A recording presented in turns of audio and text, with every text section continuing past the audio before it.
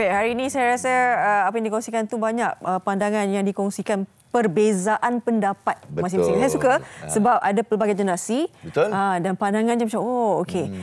Cumanya kita nak tahulah, mungkin apa yang dikatakan tu membabitkan yang macam buat semula kan, itu yang memudaratkan. Tapi kita nak tahu juga sebab kadang-kadang kita nak bagi generasi baru tu merasai macam mana perasaan Hari Raya kan, kadang memang happy. Benda tu kan macam nak naikkan suasana tu, tapi dengan cara yang betul. Betul. Jadi kat sini kita ada dua isu lah. Isu keselamatan dan juga isu ketenteraman awam kepada anda semua yang mungkin tidak pasti boleh ke, haram ke tidak ke ni. Jadi Alhamdulillah kita diberi kelonggaran untuk membeli 45 jenis. Tapi yang mana satu dan apa yang boleh, apa yang tak boleh, kita bersama dengan Encik Yub Kamsun, Persatuan Pengimport, Pemborong dan Pengusaha Bunga Api Berlesen Malaysia atau Pure Pyro ya.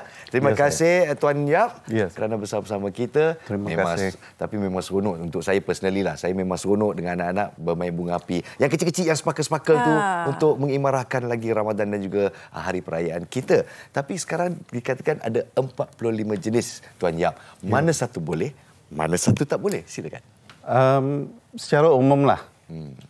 Pengumuman diberitahu 45 jenis. Yang boleh dijual secara umum kepada orang awam adalah 36 jenis. Oh, okey. 36 jenis itu dia ada jadual dia lah. Ada jadual 1, jadual 2. Bermaksudnya senarai A, senarai B. Dan 9 jenis itu tidak boleh dijual secara umum atas meja kepada orang awam. Yang 36 jenis itu senarainya akan dikeluarkan oleh pihak polis di mana yang diluluskan oleh KDN.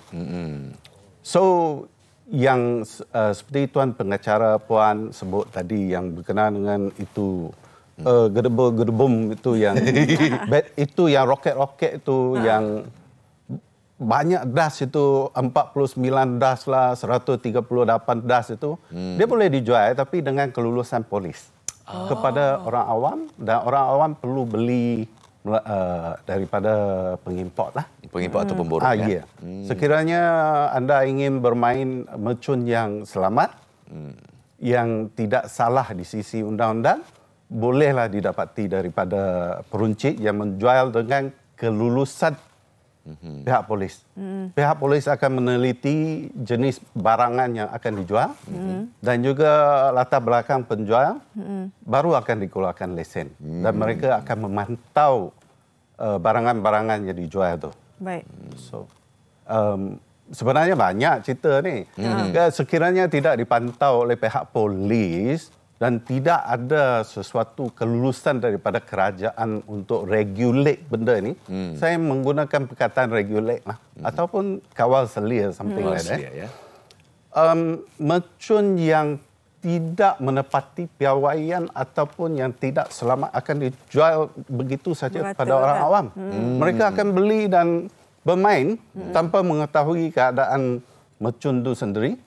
Sama ada benda itu selamat digunakan ke, because benda yang tidak ada kawalan itu kita tak tahu sources dia datang dari mana, cara pembuatnya. Bayangkanlah kontraban itu dibawa masuk melalui kapal, pindah dari kapal ke kapal, pindah kepada lori, lepas tu dari lori kepada lori, lepas tu disorok, lepas tu dijual. Sudah tentu tidak selamat. Dan yang sebenarnya yang dikatakan dijual tu yang 36 jenis, 45 jenis itu adalah yang telah dipilih melalui uji nilai oleh pihak persenjataan PDRM. Satu senarai telah dikemukakan yang mana benda ini dilakukan melalui satu uji nilai oleh pihak PDRM persenjataan. Mereka berpuas hati bahawasanya benda ini boleh dijual kepada umum. Benda ini, uji kaji ini bukan secara begitu saja, tapi dengan serius teliti, dengan pucuk pimpinan kerajaan turun tengok sendiri. Saya dengan sebab-sebab tertentu saya pernah hadir bersama dan terlibat jugalah. Saya tengok dengan sendiri macam mana benda itu dikendalikan, kenapa dia diluluskan.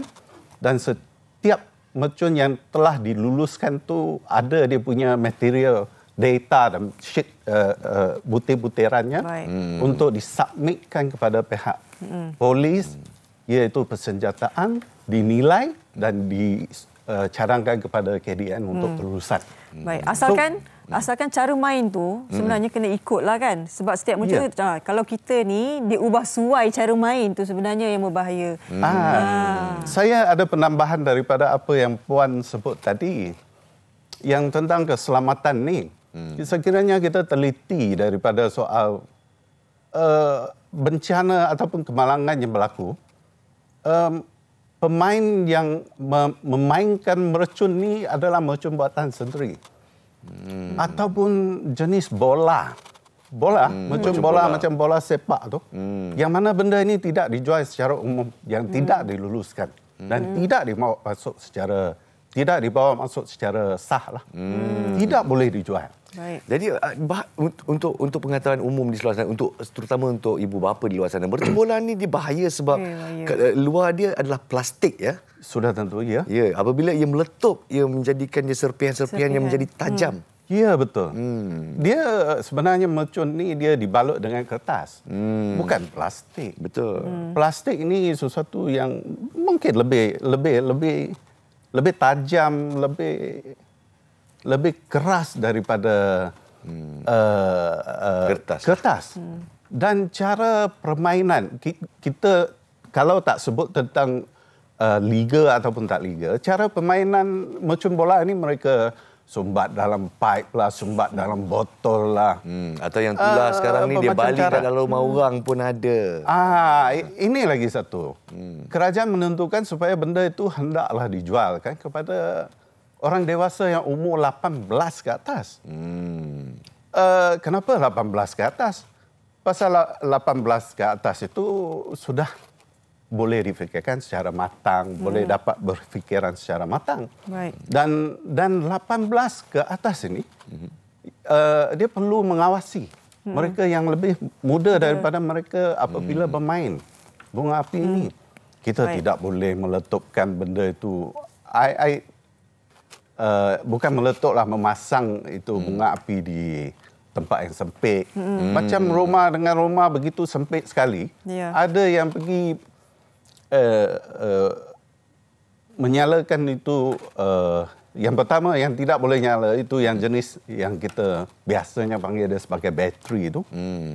Because itu kawasan tu sempit sangat. Dia nak main pun kena tengok lokasi dan sebagainya. Betul. Kan. Tempat yang selamat lah, yang lebih lapang luang, luas. Terkawal. Betul. Jadi kalau tiada main bukan saja dalam keadaan yang tidak selamat dan mungkin bermain bunga api yang tidak sah, malang tidak berbau.